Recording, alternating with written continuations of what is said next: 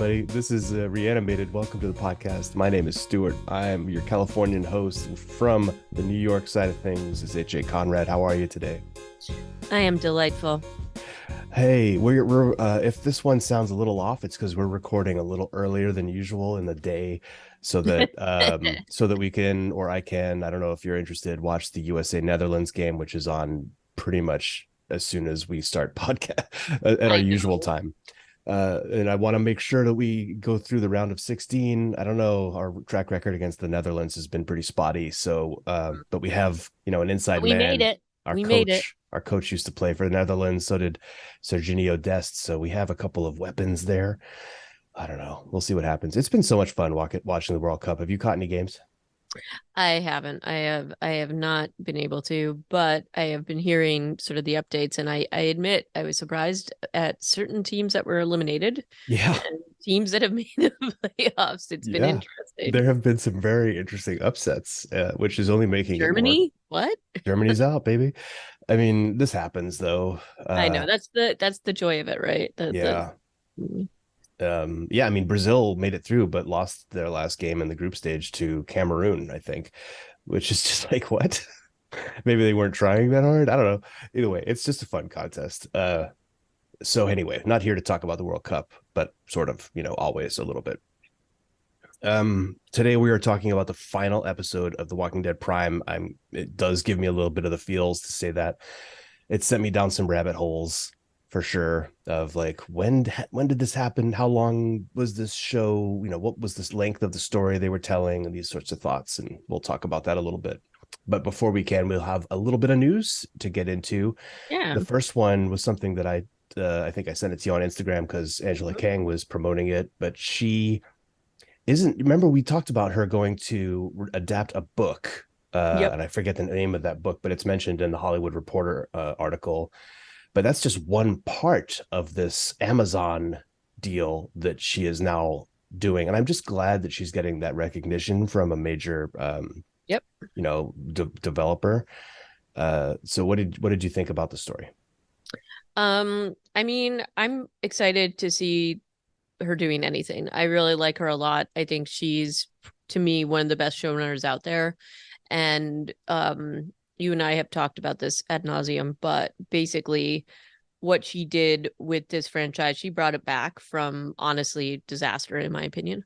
And I do, even sort of the things that she was talking about this last episode and the end of this season, and just all the logistics of trying to fit in sort of the stories and wrap up different storylines and move them into like all the artistry that it takes and the sort of things that it takes to be able to do that and end it well.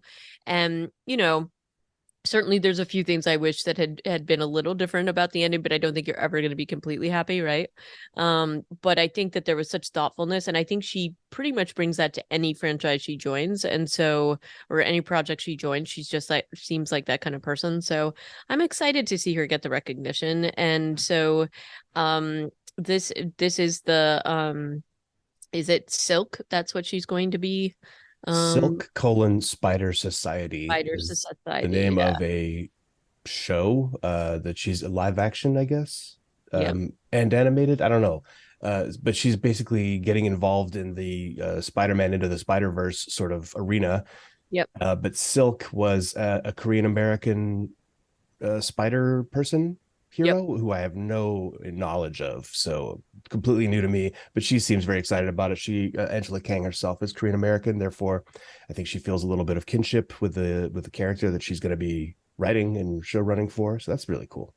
Yeah, so I'm excited about that. And there's other things she's going to be associated with too. She also has the I'm sure we will see other things that have her hands in it. Sadly, she isn't associated any longer with the Daryl spinoff, though she did do a lot of the legwork in terms of developing that. So maybe we'll see a little bit of that.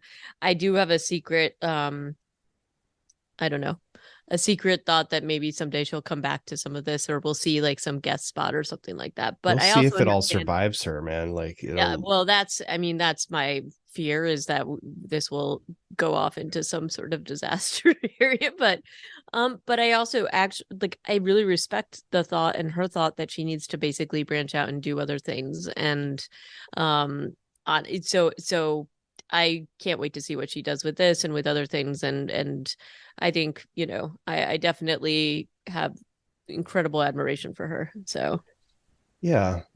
So the other two projects that she's working on at the same time as developing Silk is because because that wasn't enough. because it's Amazon. I think they're just I know. like, Yeah, this no, is I know. great. Like, I'm sure she's getting paid a lot of money to do all this, but it's a lot of responsibility. So she's also adapting that novel Black Sun, which we had Yep. talked about, by Rebecca Roanhorse. And then there's another book, The Post Mortal by Drew Magery. So she has three irons in the fire at least. And so we'll get to see more of her work, and that's its own reward. Gosh, we love her so much. Okay. Then AMC is in disarray is my headline. But this Well, was, it's not just AMC. I mean, we've been seeing this. I think that this is. I don't want to say that it was expected, but I think it was sort of inevitable. If you like look at what all these companies have been pouring into these shows, and you and I have talked about how does that even make sense sometimes, like how much money they would be pouring in or doing these different projects and things like that, and you know there has been a huge shift from just sort of network TV and network projects and things like that, and to streaming. And there is, not, I don't want to say a reckoning, but I think with COVID and with the pandemic and how much people are watching this, a lot of people, I don't, I will admit that I'm one of them. But when everything happened, I basically was like, well, you know what? I'm not spending a ton on like live entertainment or going out, so I'm just gonna subscribe to all these things. And I've now stopped a lot of subscriptions because first of all, they raised their prices, a lot of them, but also I'm not, I don't have the time to watch these things, and I wasn't watching a lot of them. And so now I kind of pick and choose, and I'll stop subscriptions and start them again. And I don't think I'm alone in that. But the pricing has also gone up. So for a lot of people, they're like, well, why would I be paying for this thing that I'm not even using? And there is a lot of content out there. So yeah, I, that's I that's think all that this fair. It is, doesn't really reflect. I haven't been doing that. I probably should be canceling more subscriptions, but it's interesting between this and the 28 months later story that we're going to talk about. There's like an interesting sort of thing here where on in that story they're talking about, well, not a lot of people are going to the movies, and we see that, like, that's yep, still that's that's true. still the case, and people aren't paying for streaming services. I feel like then there's a vacuum. Like, where are people Well, getting their So, entertainment? so it's not that they're like, I think that this is a reaction because things are like the inflation is kind of taking its toll. And I think, for example, before, if you had cable television, while it was astronomical, you like were like, okay, I have all these channels, I have all these packages, whatever. I think a lot of people have moved. I mean, I know that I'm definitely in the minority here, but I think it's a bigger growing group. But a lot of people don't necessarily have televisions or cable packages, and so they kind of cobble it together with this. But now, with how the prices are, it actually ends up being a lot more than some of those things were. Yeah, And so I think that that's probably the calculus. And yes, people going to the movies is down, but I think other things are up. So, like, I don't know, outdoorsy things and restaurants and all that stuff. But it's going to be interesting. It's going to be interesting to see what happens. I mean, it with Disney, it's like they didn't hit the projections that they thought they were going to, and this handpicked CEO stepped down, and Bob Iger, who was the person that had been in that role for many, many years, has come back and it's kind of basically. similar with AMC too, because Christina Spade is this CEO who just stepped down after 3 months. She's kind of pulling a Liz Truss. Yeah. And before her, the guy Josh Sapan was there for 2 decades. Hmm. So he kind of built up this TV stable of Breaking Bad and The Walking Dead and Mad Men. All of that was on his watch, and a bunch of other, like, less, super high profile. But and then she's in the job for 3 months and then leaves, and they're announcing 20% of its workforce getting laid off. Yeah. So And that they've does had feel kind of, kind I of mean, scary. And they've had layoffs at Netflix. I think Apple probably is also either looking or has been doing them. I know that Apple's had like a hiring freeze, and all of it is definitely focused on sort of like the media and like any of these kinds of areas. So I think that there's gonna be, probably a lot of pain before they get to a place where, they feel better about some of these things. But then you have to wonder what's going to happen with all the content, right? Because you can't cut a workforce and cut these budgets down. Right. Maybe it's narrowing the focus of some of these kinds of projects and things like that. So we'll have to wait and see, and honestly hope for the best, I guess. Yeah. That is a little nerve-wracking with three new spin-offs coming Yep. next year, right? Like, what does that I'll mean? admit that's the first thing I thought when I saw this article. I'm like, oh, I don't know how this is gonna go because we've seen the aftermath of these kinds of decisions. so so we shall see what happens. And in direct contrast to this story, the final episode of The Walking Dead Prime, the show that we're going to talk about today, resulted in the highest day of viewership ever for AMC Plus. So that does feel a little bit like contradicting what they're Right. saying in the AMC story on CNN that we're talking about, where they're like, nobody's coming to streaming. We were promised that cord cutters would come to pay for streaming, and they didn't. And then turn around and the final episode gets them. I don't know that they actually said the number in Hmm. this article, but they were number two in ratings for 18 to 49 and 25 to 54 demographics for the 13th year. And it was a Nielsen, I don't know, it was 3.1 million total viewers for the season finale, which is a huge number. It's not like the 17 million that they were at when they started Fear the No, Walking Dead, but nobody is though. So oh, yeah, exactly. um and also I have to admit I'm like they must be pretty sad that Angela is making an exit, just have to say. Like She can't be. I mean, yes, she's great. We love her, but there must be other good showrunners out there. Whoever they just can't put Scott Gimple back in the driver's seat. I think like he has his moments of brilliance, but I don't think because he basically wrote the Savior War. He wrote everything after I'm forgetting all their names now, but Glenn Mazzara, I think, was the showrunner at some point after Frank Darabont left. And then Scott Gimple took over and did pretty well for a couple seasons, but then it got progressively worse. So they just have to find somebody else. yeah. That's where I come in on that one. So I don't know. Well, obviously a series finale is gonna draw people back. I've never understood this, how more people come to watch the last episode of a show than like they clearly have no idea what's going on, probably, right? They just want to see if Rick's in it or Yeah, yeah, something I know, like that. I know. But Uh, yeah, so that's an odd story, but apparently they must have gotten them a little bit hopeful.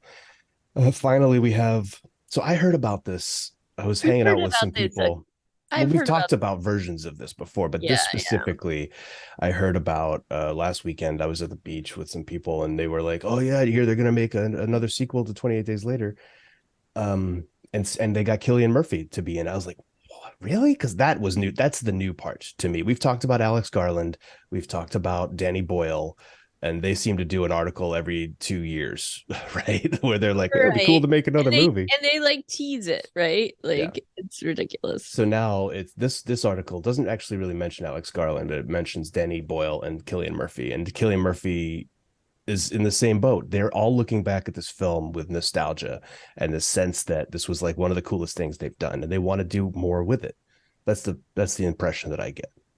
Yeah, and they both say um they're ready to return, and it would be written by Alex Garland, and who has Oh, apparently he's already completed. written a script for it. Yeah, That's right, yeah. but he's not quoted. No, They're he just is like not, which I'm like, Anyway, it's on their minds. it's That definitely is on their what minds, this article is. and they're talk part of that like movie theater versus streaming whatever discussion. Danny Boyle talks about like, hey, if you're going to get people to come back to the theater, you need to have like a Marvel movie or a Top Gun Maverick. These are the sorts of titles that are actually bringing people to the theater. and maybe a 28 months later would have that same sort of pull. That's kind of his reasoning behind it. He's like, it could be a good time to do this. Yeah, and I mean basically Boyle said that the script was completed a couple of years ago and it had a lovely idea and that he'd be very quote unquote tempted to direct it. So, so I don't know. It's they seem optimistic, but again, this is like one of those things that, I think we have to take with a slight grain of salt until we actually see something happening. Um because, I think I think they would have to pay Danny Boyle and Cillian Murphy a lot of money, but we shall see. Um, so, but anyway, it was good to see them at least being optimistic about it. So I guess we're one step closer versus yeah, it'd be kind of interesting doing that someday. Yeah, this really So, is just like a two steps forward, no progress made yeah, correct. sort of dance. We'll just report back on it in about 6 months when there's another article. When they tease us with another article, right? Maybe it'll be what's the Gleason guy who was in the film who actually died, but maybe Yeah, he'll come in and be like, "Hey, I'd like to do a sequel to what was his first name? isn't it Brendan Gleeson? Brendan Gleeson. Thank you. Yeah, he's the only other actor in this whole project that I can remember his whole name. I used to I know don't know more of how the. you would bring him back though. Like No, he's I'm just dead. saying, like it's improbable. But it would be Selena or the other Hannah, I think, was the girl. Yep. Those two characters might have to come back with Killian Murphy. But there, it's been 20 years. Yep. God only knows. Okay, so are we ready to talk about Rest in Peace, We are. the aptly named final episode of The Walking Dead? So this written by, or the story was by Angela Kang, and then teleplay by Corey Reed and Jim Barnes, and directed by Greg Nicotero. Greg Nicotero also has a cameo.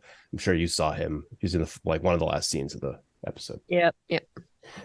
as a zombie. And apparently, Carl Grimes himself, Chandler Riggs, is in this episode as in a background scene wearing a hat because he was visiting set and was persuaded to Oh, I did not join see in. that. I went back and looked at all the crowd scenes that I could, and I didn't see him anywhere. But yeah, Chandler Riggs is apparently in this episode too, which is a sweet element. Um, so one, yeah, let's just start. Then I want to talk about some meta stuff. All right. We left off with the gang had broken into the train station and been shot up, including Judith, and that had fled into the streets where Pamela Milton was ordering like blockades to be put up to channel the zombies into the poor neighborhoods so that they could defend the estates from the zombie horde that she had brought to their doorstep, and then removed all the guards from the walls because clearly she's a strategic genius and has it all figured out. Yeah.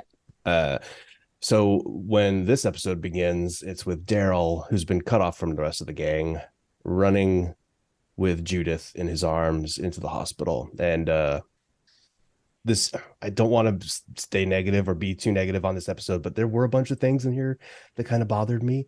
And then this scene, it was the fact that Daryl gets beat up by two random CW soldiers who are like carrying stuff.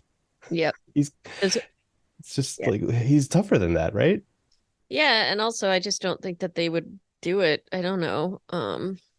Yeah, he's a lot like their whole thing with Daryl and this just that yeah, that definitely was upsetting to me. I'm like, that's no there's just no way. And especially with the adrenaline rush he's got going on, I just don't buy it. But you know, And it's off camera too, which yeah. is just that's doing him dirty. So poor Judith, who's been shot and is delirious, loss of blood, has to go and close the hospital doors because the zombies are trying to get in, and she manages it, and then she passes out, and then we go back to the alleyway where our heroes are fighting their way out of the crowd, but not before, and quite quickly, Jules gets bit. Luke is like, "Don't worry, it's gonna be fine. Let's get out of here." Then then he gets grabbed. She gets completely like mobbed, and then he gets bit. But he gets Yeah. saved. Well, he gets saved well enough to, not get eaten by the hordes. I was like, somebody just take poor Jules out. That's terrible. Yeah, they goes didn't down that even. I way. mean, They I didn't think they even were. like headshot her or anything. It was terrible. They're panicking. Uh, Um, yeah, this was a little bit predictable. I think did we say at the end of last episode if it was Luke and Jules who were gonna go out? I think we did. But we um, also mentioned like 12 people. So well, I thought Luke and Jules, and I thought Rosita and Gabriel. you did mention, I remember you mentioning Rosita and Gabriel. But yeah, so Luke and Jules don't make it past the first 10 minutes of the episode. Uh, but Mm. they're mentioned later, so they got that going for them. Um, Well, and Daryl, there's also a reunion between Luke and his little gang, the OG. So you got Magna and that whole gang surrounding him when he dies and promising to keep his music going, which I thought was like, he at least got this moment, which I think would have been more like weighty if he hadn't been disappeared for the most yeah, if he hadn't just like kind of reappeared, because I don't know that a lot of people would remember that whole thing, right? So, that's true. He did have the whole Stradivarius episode written kind of around his character, but yeah, that was a long ass time ago. it's a really long time ago. So, Yeah, I agree. It's the weight of this is diminished by Jules was never really a character on this show. She was mentioned by him a lot when he yeah, was about to go and live with her, and then he left, God knows when, episode 15 or so or less of season 10, like 25 episodes ago. And I'm having a really tough time remembering stuff that happened before halfway through this season because of how yeah, long it was. yeah. So yeah, the weight of Luke and Jules exiting is a little bit undermined, but it is still a very touching scene with all four of the women. Well, five, no, four, yeah. Yumi, Magna, Connie, and Kelly all like basically bawling their eyes out over his body. And also, what do you think, HA, of the? It's kind of like a tradition now. Somebody dies on The Walking Dead, and whoever's like standing close to the head, it feels like gets handed a knife. Yep. Yes, they do, and then that's it. It's just like, why would you delegate that? Yeah. Just if you've got the knife, why can't you just step up and do the job? Because Yeah, no, handing the no, knife to somebody else is just it feels I don't cold-blooded. know. Maybe you tried to get away from being the one near the head then. I don't Yeah, you know. should always stand by the feet. Stand by the feet. You don't have the duty. And It's, then, it's sort of watching all this is Daryl, and obviously Judith's in some bad shape. What's so weird is to me, Daryl. Like and so is Daryl's Daryl. face. Yeah. Daryl is too, but like she's in really bad shape. And it's so bizarre to me because like they're not showing like how bad her shoulder wound is. We just know it's like bleeding, and they don't, not that, I mean, maybe they did something that we didn't see, but it doesn't seem like they're doing a ton to kind of like No, do first aid on her or anything. it's magically handled. Like they put blood into her, is all they really do, and then they give her to Tommy later, and he fixes her up, and I told you, she's Tommy, walking around. I told you Toby was gonna save her. Yeah, There you go. but why And isn't he in the also, hospital? And how do they I find don't him know later? Like suddenly he's just exactly. in this And place. also, but also, Daryl's a universal donor. Like, Of course. of course he is. Of course he is. I did, one of the things I did really like about this is that they did a lot of callbacks to Rick being stuck in the hospital. And I almost thought that Oh that's God. what was going to happen here, is that they were going to leave her boarded up in that room, because They remember, totally Rick Judith. they picked Judith, and it was like, all right, I can see what you're doing here, and I'm all right, okay. And then they didn't leave her there, and I'm like, oh, thank goodness, because that just would have been terrible. But I enjoyed those callbacks. I thought that that was pretty clever. Yeah, And that was. I that also was all like that right. Daryl did a callback to Merle saying Yeah. like, yeah, Merle used to make me sell my blood Yes. as a kid. Well, I like that they at least gave an explanation for how he knew that. How Yeah. he that he was a universal donor. But Um, but then the zombies are breaking in. right. And we also have a scene here interspersed before the hospital breakout scene of a prison breakout scene. Because Mercer's in jail in his prison overalls with a zombie right outside his cell, which means that basically this herd has infiltrated a secure facility somehow. Yeah, which could be explained away by the CW guys left their doors open, but right. that's dumb because again, like zombie. Well, actually, these zombies can open They can doors. open doors, so maybe it's some of the door openers. Maybe it's a door opener. That could be it. And then they like beelined to Mercer's cell through this like labyrinth of a dungeon. But yeah, Princess blows the door open in such a way that would have killed her lover. And well, all of them, I think it would kill her too. So, Yeah, it doesn't matter. They had explosives and they were gonna use them by God. So they get Mercer out. That's fantastic news. Maggie and Negan have a little exchange where she doesn't want his help. Uh, and there's scenes of people loading up trucks. There's a lot going on. There's like it keeps kind of flashing to scenes of our heroes. They're all kind of spread out, doing stuff, being helpful. Uh, Eugene and Gabriel and Rosita go to the school for children without families and mhm. find it overrun. This is a pretty scary scene, Yep, mostly because it has babies. yep. Uh, And you know, it's pretty rough. it's rough. And Rosita goes in like a badass and she clears this room, firing the gun maybe more than she needs to next to babies because that could really damage their hearing. Yeah. Uh, but saves the day, and they are like, "We got him," and then they're gonna leave.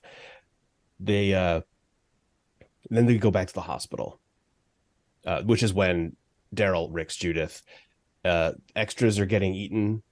Yep.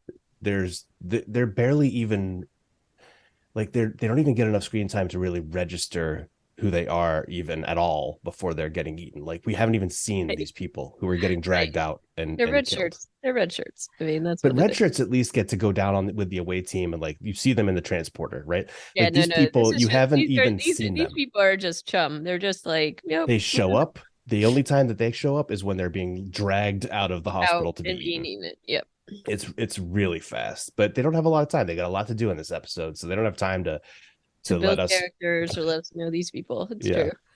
I was just thinking they could probably be doing this to the actual cast. I'd be okay if more people on the cast got killed in this episode. They never know what the spin-offs are going to be. They can't do that. They don't know when you're going to need some of these people to show up in Fear the Walking Dead or other stuff, I right? just feel like this is going to sound really heartless, but Connie, Kelly, Yumi, and Magda all could have died in this scene, and it Well, would have I'll been admit to you, sad, but it would have been okay because they well, don't really matter later on, I will admit to you, I really did think they were going to kill off Connie because I thought that that would be sort of the lead-in for Daryl's departure. right? Well, let's That's not talk about that at the end. Let's but they talk more don't about do that. that. Yeah. So So okay, then there's the very problematic drain pipe scene of Eugene, Gabriel, and Rosita all with babies strapped to them and baby Bjorns trying to escape a horde. Uh, Rosita falls, and, and this is it's like a 2-3 second clip. Not even. It's probably less than 3 seconds. She clearly falls onto a big black yeah, bag yeah, I to know. soften the blow. Like you can see it. You can see it Yeah. puffing out when she lands on it, and then she stands up on concrete, Hmm. right? Which in the bag's gone. Like I'm just like, how did nobody see that? That's not like a Starbucks cup No, no, in Game of it Thrones. This yeah, is no, worse to me. yeah. I don't know, but it was very obvious. I was like, "Whoa, okay, we're doing this. Okay, cool, cool." Um, and so of course she fights her way out. Coco is miraculously unscathed, but weirdly, much like Carl, she sustains a bite in her back, which okay. We don't know Um, about that for a little while, but we yeah, don't, but it doesn't seem to be. I don't know, like she given where fell it on her is, back. Yeah. maybe, but given where she is and where, I mean, I think it would be pretty obvious that it was there because I mean, it's not anyway. Um, but we don't find out about that for a while. I do like how they handle this, and apparently, um, this was actually an idea. There wasn't an idea to kill her off. Apparently, this was her idea. So There I thought, wasn't an idea to kill her off. I don't think they were planning to kill her off. They weren't planning on killing anybody from the main cast in the final episode.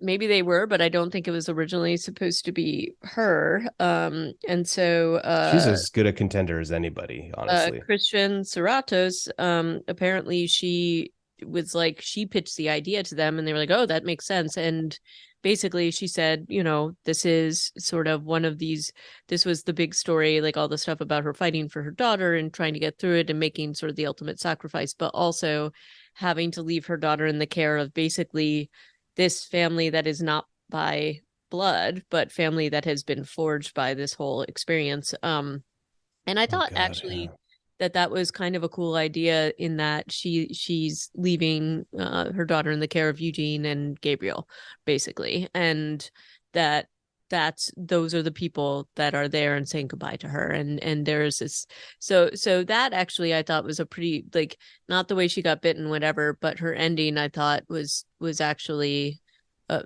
a really hard and poignant thing that they did, and I thought that was actually a pretty cool thing. It was Again, one of the better parts of the yeah. episode. The it's kind of like after all the action is done, that dinner scene, which I don't know how they got this dinner together. Maybe it was just there's always food like that in the Commonwealth, but Maybe, maybe. there's like a whole pig, several chickens worth of food on this table. Um, and yeah, like her just looking around the room and like taking it all in and just looking happy. It reminds me of kind of like Bob's outro scene in the Yep. church, except that was way more grim. Yeah. Uh, but he went out pretty happy too. It felt like, or at least Well, satisfied. there's also the moment because Judith knows, like Judith figures it out, and there's just that moment, and You it's can't pretty get sad, anything past Judith.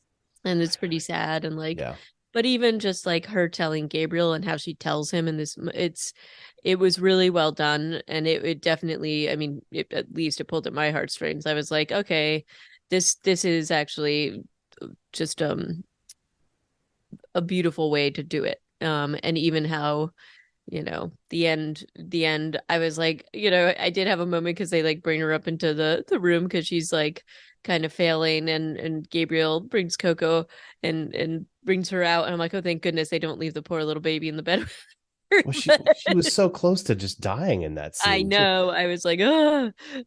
Do you remember in the first season the mechanic, the guy who was digging all those graves and then ended up getting bit?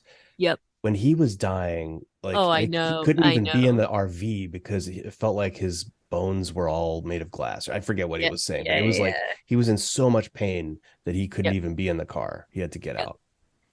Well, Uh, maybe it affects people differently. I don't know. yeah, she I was honestly like maybe she's immune because she looked good until Yeah, the scene where she's being helped into the room by two yeah. people, and then you're like, oh, okay, yeah, she's on her way out. But I didn't expect her to like lie down on the bed and be dead 2 minutes later. Yeah, they did it. They gave her a pretty graceful exit versus other people. But I did like how it was Eugene there at the end, and she even said, "I'm glad it's She's you." It was very Yeah, sweet. that was a little it was mostly what did I write here? It was like there's music that you would hear in a massage parlor. That Um music was very strange. I did not understand that, but and cool, it's her cool. saying something super saccharine like that. It felt just a slightly heavy-handed. It felt heavy-handed, but I wasn't bothered by it. I wasn't fussed by it, and I the journey that those two have come together, I thought it was nice to give them that last little moment. So I thought that was all right. But Yeah, no, it was good. Um so other things that have been happening in intermixed and before this are more arguments between Maggie and Negan, um, about who gets to shoot Pamela Milton, which is kind of a silly thing for them to be arguing about. I don't get it, but they do need to well, have this conversation. they do. I also think that part of it is because Negan does not want Maggie to get killed, and he's actually in his own way, and he says this overtly later, is Yeah, that he he is does. trying to make up for what he did, even though there is no possible way to make up for that. So I did not think that was That part, but makes sense. I'm terrible. not arguing with that. It's the if you shoot Pamela Milton, you're gonna get killed, which I don't 100% agree with, Right. because who is overtly on her side? It's she's more and more evil. Like there's no there. It doesn't take a lot to persuade Vickers to switch, right? Oh, Maybe if they had shot her before any of that dialogue got to happen at right. the gate, it wouldn't have gone that way. But for him Right. to be like, oh no, if you shoot Pamela, it's going to go so badly for you. I also thought he was making an argument like, oh, you don't want this murder on your conscience. And I'm like, it's Maggie. She murders people all the All the time. time. She's Yeah. fine.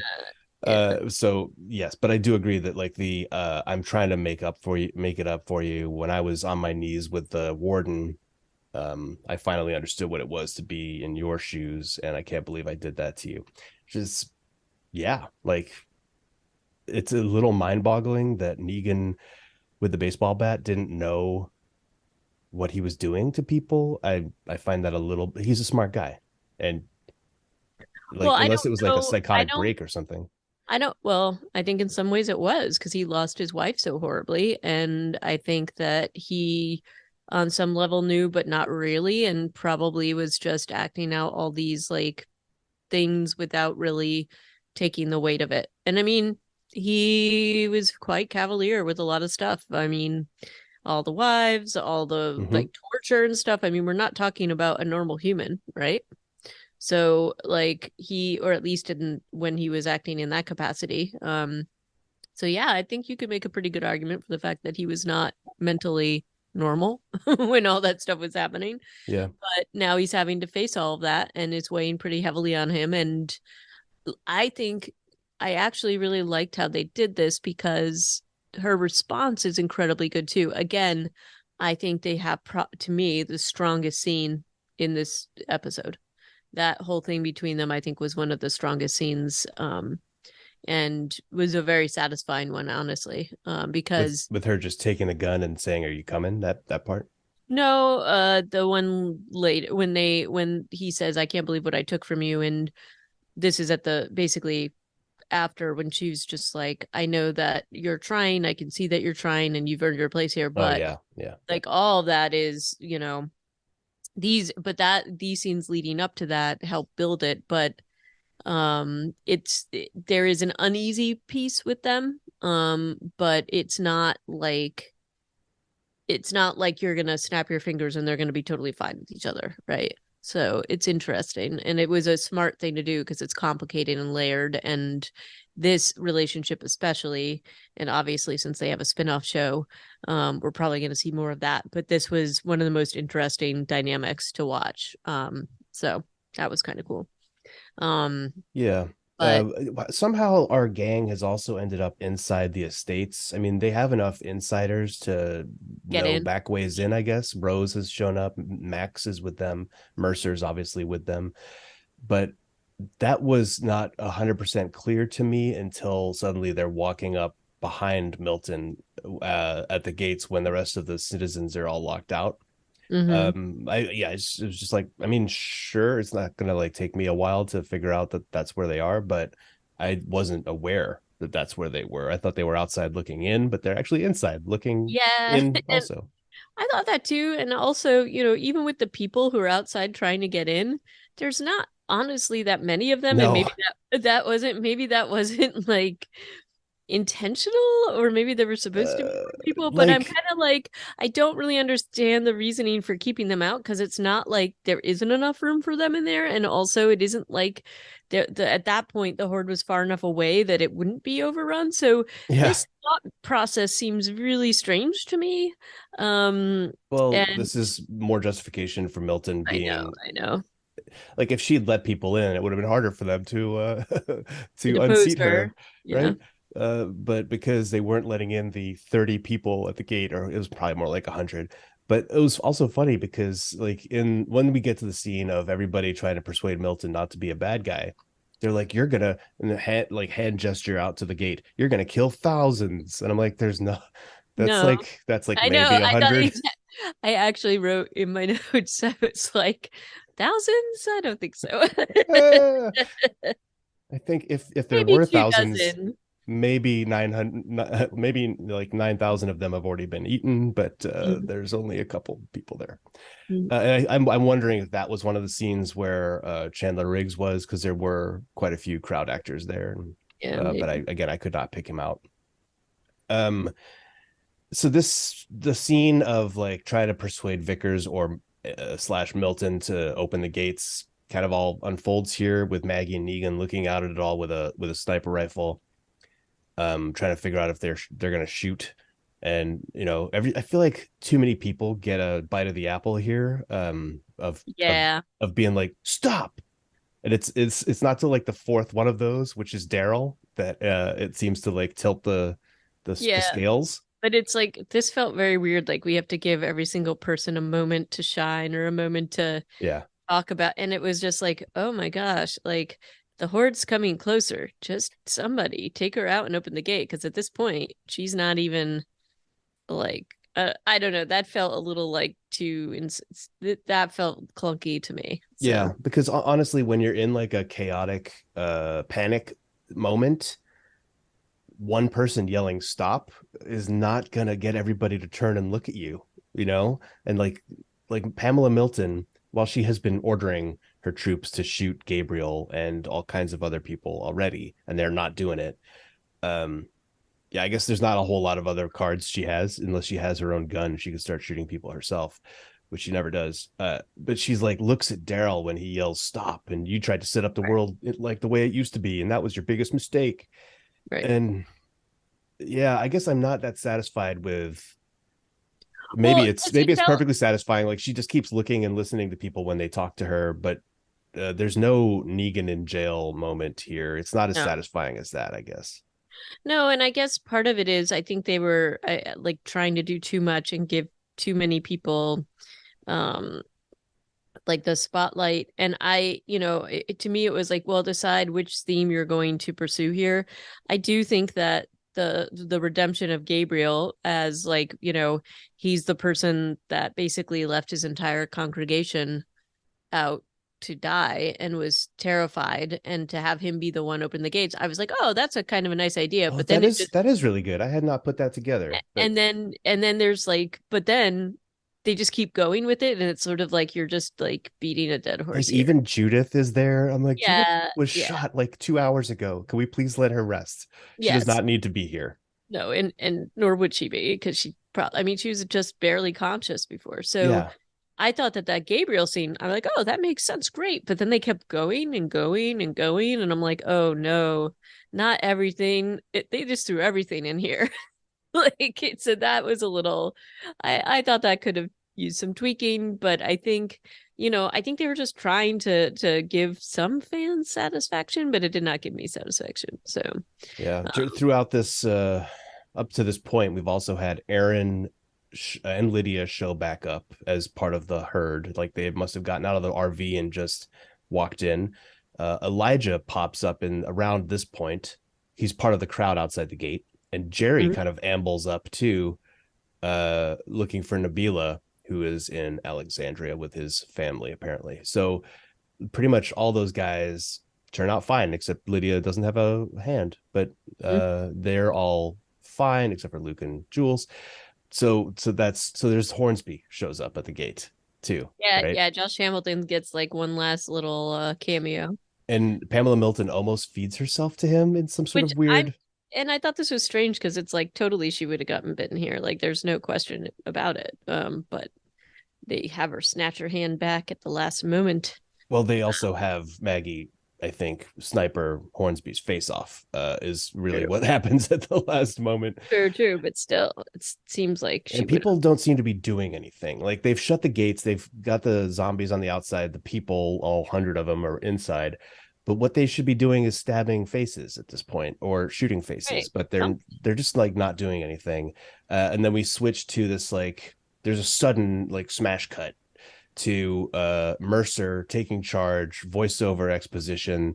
Now we're going to save the town. We have to get the fuel depot. We have to get the PA system. We have to do shields in the town square. Another one more town square scene for the Commonwealth for our sins. but also, I No ice know, cream though.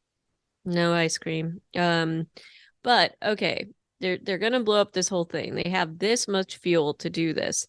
I mean, isn't there a better way? Couldn't you just border them in and just do some kind of an operation? Because Yeah, heard them. I heard them and get, and they say part of the reason for not doing this is that the weird, the climby zombies, the mutants are in there and they don't want to risk them getting out.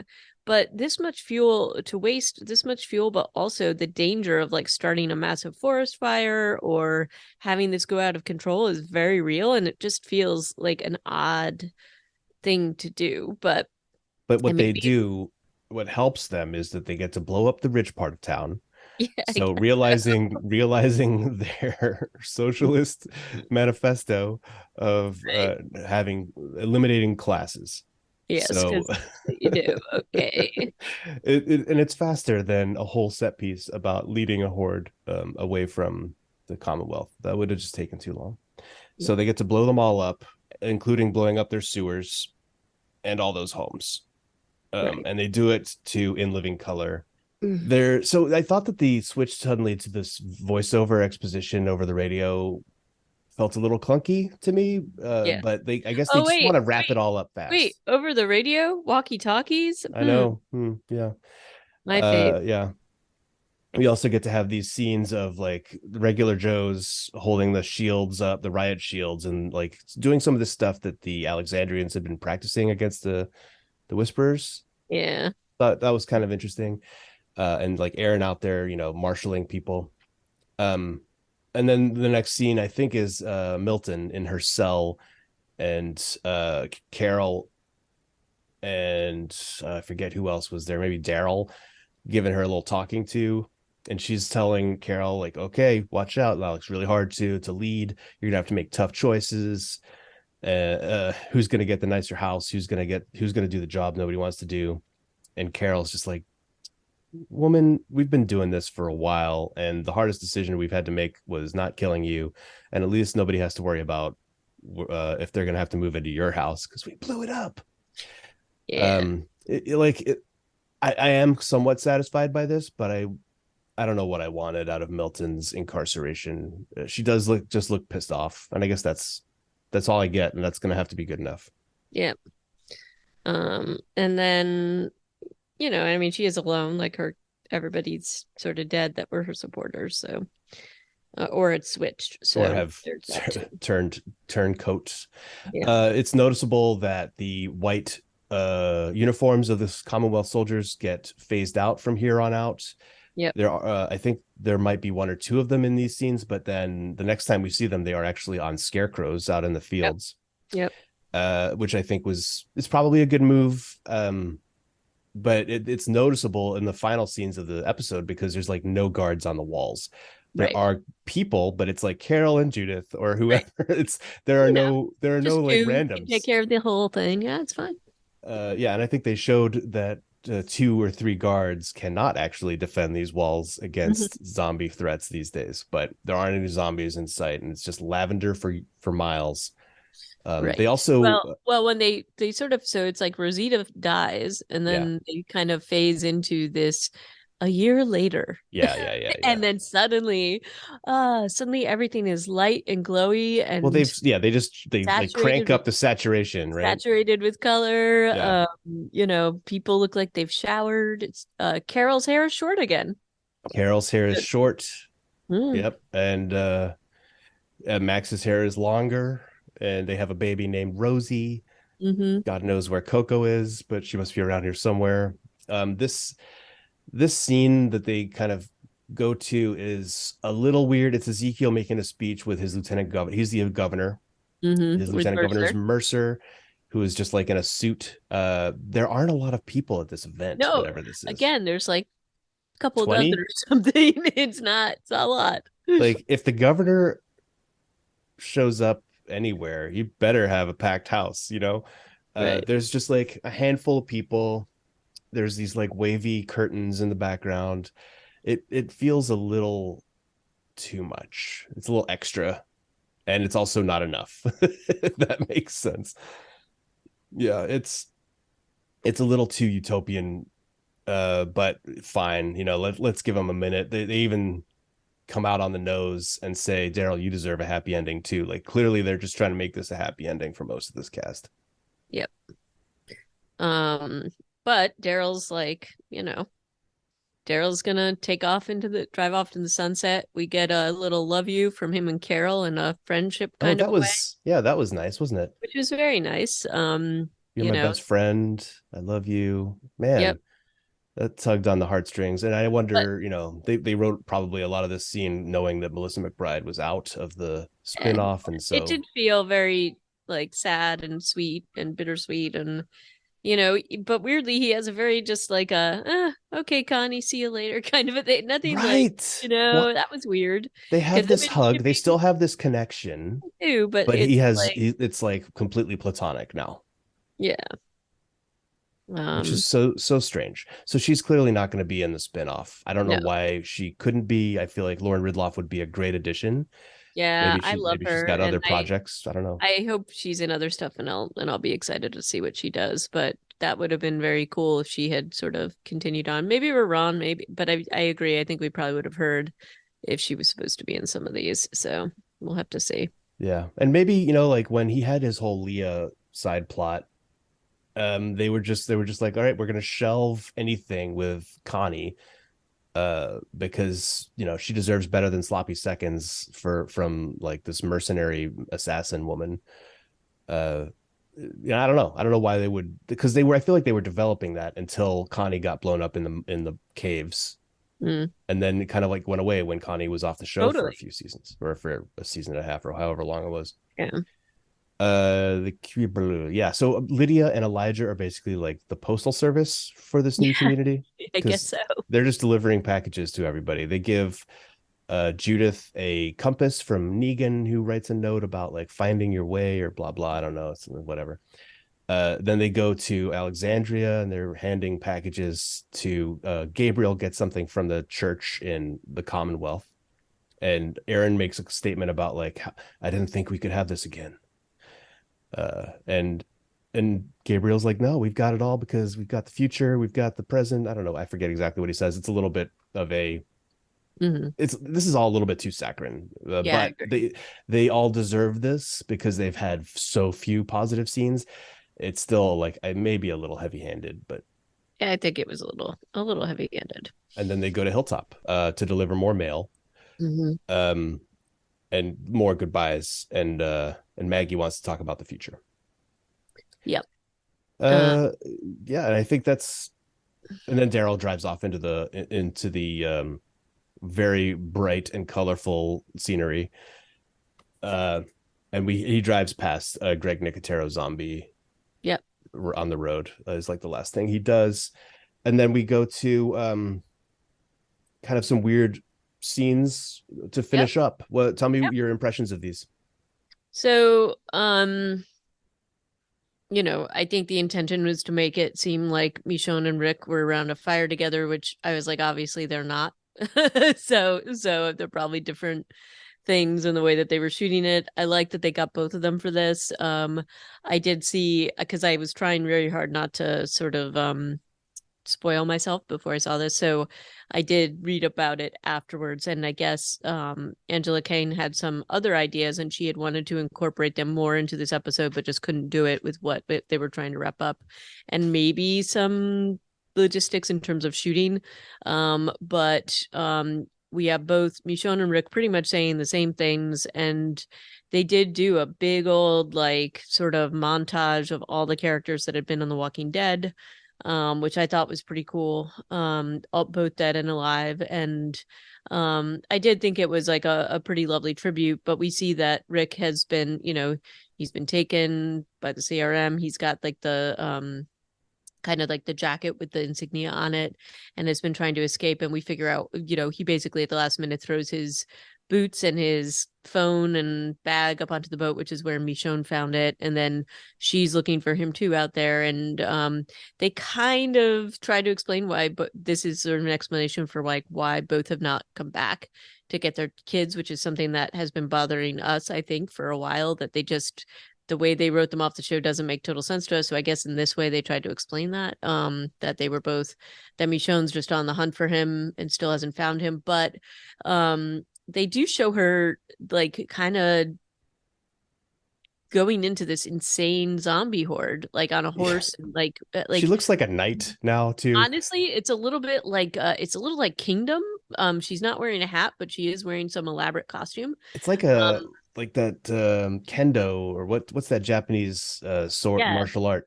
She yeah, has like yeah, one of those helmets on. She has chainmail. I mean, do you remember the last time we saw her? It was in season 10, Hmm. where she meets up with two humans. Two humans. She meets up with these two people who were injured, and they're like, please help us, they're gonna leave without us. And then you like Yep, look yep, yep. over and there's this like crazy caravan of hundreds of people, maybe thousands, and there's a lot of horse noises, and it seems like a mobile community. And so she goes to join with them, and now apparently she's a knight, and she's charging into, yeah, that's an insane herd. That's like Yeah, some like that's not a herd you charge into. Like that that's would, just not no, but I guess survivable. I guess it's badass of her to ride into it, but it also Well, feels self-defeating. yeah, and then they've got Rick being, taken again, and this sort of, faceless voice saying, you I mean, know, it's Giancarlos yeah, Esposito is who that is. That yeah, right? 100% sounds like him. He's not credited, no, but but it's it's, Moff Gideon, it's Gus Fring, yep, it's that voice. We'll see if he shows up in the future. yep, yep. But in any case, saying that, it's futile. Resistance is futile, basically. Um, but that's to see them both at the end was kind of nice to have them in. I just wish I kind of agree. I wish they'd been incorporated more, that it wasn't just this weird little like one-off thing, but at least we got a little something and I'm okay with that. And We got a it's little gonna something. and I guess they have to set up for, there was supposed to be feature films, now there's a series. So I guess we'll have to see how that goes, but I haven't heard anything more about that for a while. But then they gave us this huge like teaser of all the shows, the Negan and Maggie show, the Daryl show, the a little bit more Fear the Walking Dead, and guess we saw that return, right? In that show we see somebody that they had killed off and they had to bring back. So there you Yeah, but we're go. not going back to that show. That show's dead to I don't me. think we can, but I don't know, that kind of tempted me just to see how they do it. But in any case, they've got a lot going on and they tried to leave on a high note, that this isn't the end, basically. And so, but this got me a little bit. This was the last of the OG series, so I was I'm definitely sad it's feeling, gone. yeah, I was definitely feeling that. One of the things that I went to look at after it ended, and just looking at like Daryl and Carol have both aged, because it's actually been 12 years in real life Yeah, too. Like these yeah, no actors have kidding. aged. I Yep, think Norman Reedus kind of still had a bit of youthfulness to him when he started this role. he did. Um, and No now longer. now he's got a little bit of crinkle around his eyes, Yeah, you he know. does. He And does. maybe I don't know if that was, makeup, or if they put something else into it, but he definitely, like, his little soul patch is gray, or has Mhm. gray in it. Time has passed, and so I went to fandom and like looked at the chronology that they've developed about like how much time everything took. It's 5,065 days, which, I doing the math, is something like 13 years, from basically from the shootout with Rick and Shane to the end of episode 24, season 11. Hmm. Actually it's 14 years. It's 13.8 years. That's a huge passage of time, and that's Yes. why Judith is like a teenager now, right? Like Yep. she is Yep. she is basically in high school. uh and that's wild. Like they've told a 14-year story, and I feel like it feels like that's the right amount of time in a way, Yep. for Yep. everything that's happened and all the time jumps that they've done. Yeah, I um agree. so I just think that that's pretty cool. One of the most interesting things to me, and still kind of mind-boggling, and I don't know if we've ever talked about this, HA, is in the fandom accounting of the time, one of the biggest unexplained time passages is that the day that Rick wakes up in the hospital in Days Gone By is actually something like day 56 or 59 or something insane like that, Hmm. which, that's that would be really difficult. Like, because he gets shot on day 0 or day 1, Yeah. goes into a coma. 60 days later, basically, he wakes up. Um, and according to their timeline, Shane and Lori leave. King County, or try to go to Atlanta on day 17, I think, which means he's in the hospital for 30 plus days, but Yeah. with maybe by himself.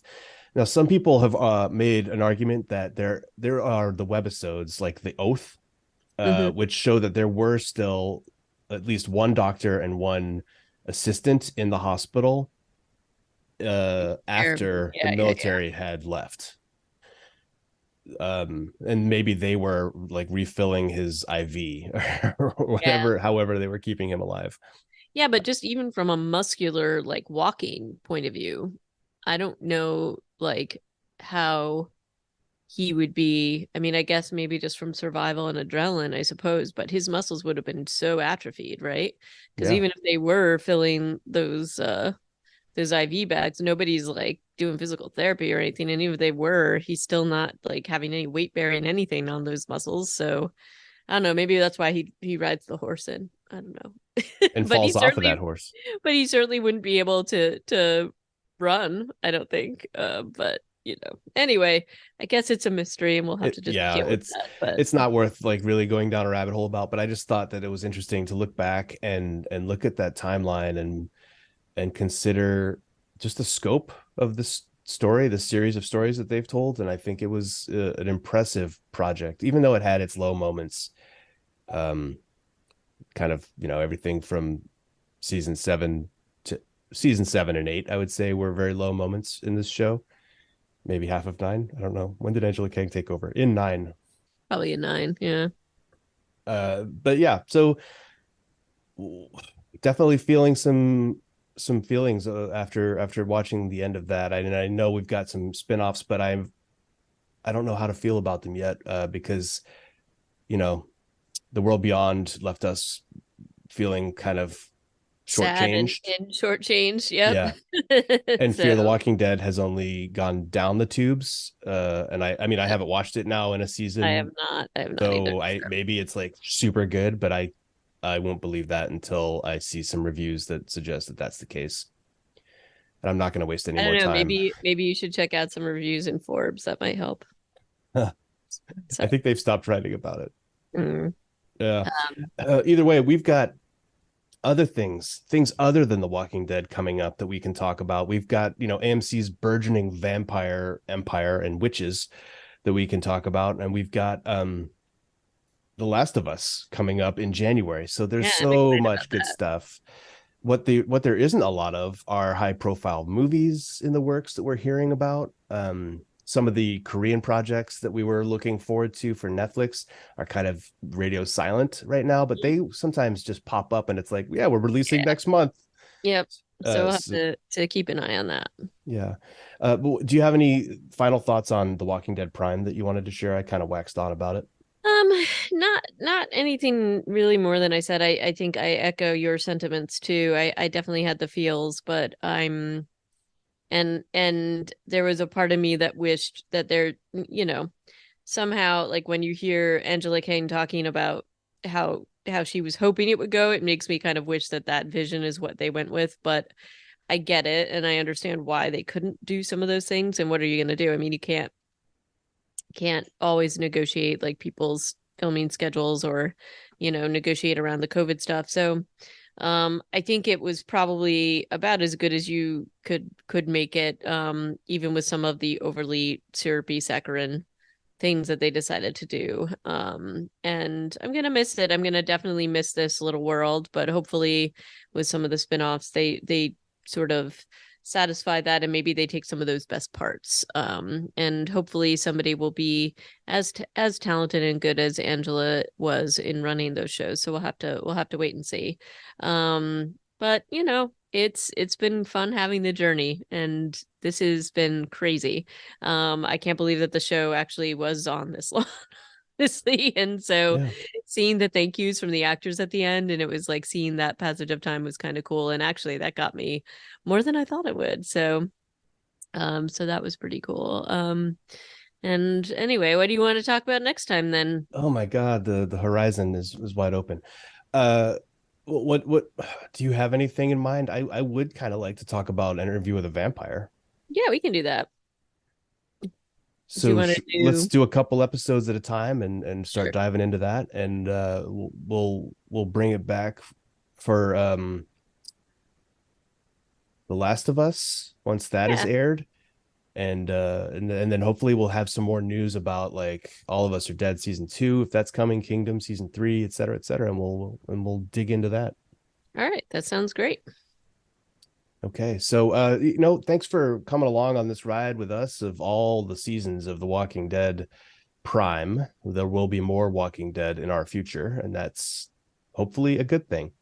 Uh, you can listen in on all of our episodes at reanimated.podbean.com. You can send us an email at reanimatedpodcast@gmail.com. Oh my gosh, I almost pulled an H.A. Conrad right there.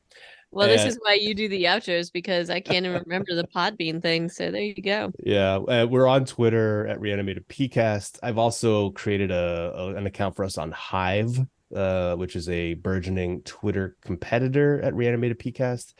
I don't know. I haven't posted there very much, but I'm gonna have to get into the habit.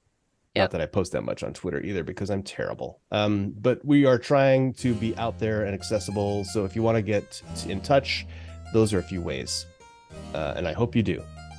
Yes. So until next time, ciao.